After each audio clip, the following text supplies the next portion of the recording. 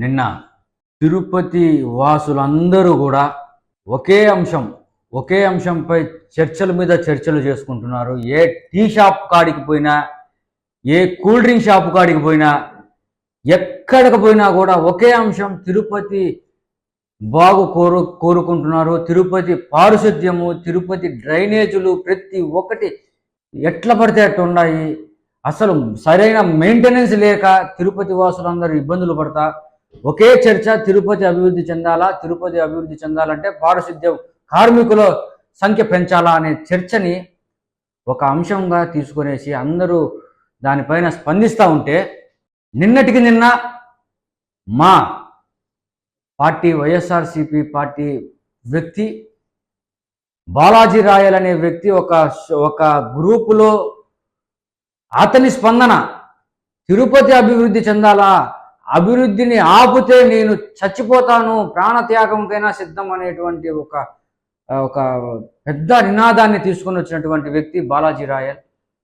అతన్ని గొంతు నొక్కే ప్రయత్నం చేసినటువంటి ఈ కూటమి ప్రజలు, కూటమి నాయకులు అతని గొంతు ఎంత మాత్రం నొక్కినా కూడా ఒకరి గొంతు నొక్కుతారు, ఇద్దరు గొంతు నొక్కుతారు. తిరుపతి ప్రజలందరి గొంతు నొక్కగలుగుతారా?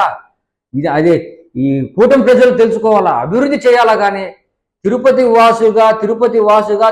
వాసుల యొక్క గొంతుని నొక్కే ప్రయత్నం చేస్తున్నారు. వాళ్ళు కోరేటువంటిది ఒకటే, తిరుపతి అభివృద్ధి చెందాలా, శానిటరీ వర్కర్స్ని అందరినీ తీసుకొని రావాలా, కార్మికులని మున్సిపల్ కార్పొరేషన్లో కార్మికులని పెంచి తద్వారా తిరుపతి బాగా సుందరంగా తయారవుతుందని ఒక నినాదాన్ని తీసుకొని వస్తూ ఉంటే, ఈ విధంగా మీరు చేయడం అనేది కరెక్ట్ కాదు. ఒకరి గొంతు నొక్కుతారు, 2 మంది గొంతు నొక్కుతారు, కేసులు పెడతారు. కేసులకి ఇటువంటి దానిలకి ఎవరు కూడా భయపడే ప్రసక్తే లేదు. ఇటువంటి దానిలని తిరుపతి ప్రజలంతా ఎవరు ఒప్పుకోరు. ఇటువంటి భయభ్రాంతులకు చేస్తే ఒకటికి రెండింటికి ముగ్గురికి వేలాది మంది గొంతులేస్తుంది అనేది మేము వైఎస్ఆర్సీపీ పార్టీ తరఫున తెలియజేస్తున్నాము. దయచేసి కూటమి నాయకులు అభివృద్ధి చేయండి, కానీ భయపెట్టే ప్రయత్నాలు మాత్రం చేయొద్దండి. దానికి ఇంతటితో ఫుల్ స్టాప్ పెట్టేసి అభివృద్ధి దిశగా అడుగులు వేస్తే మంచిదని కోరుకుంటున్నాం.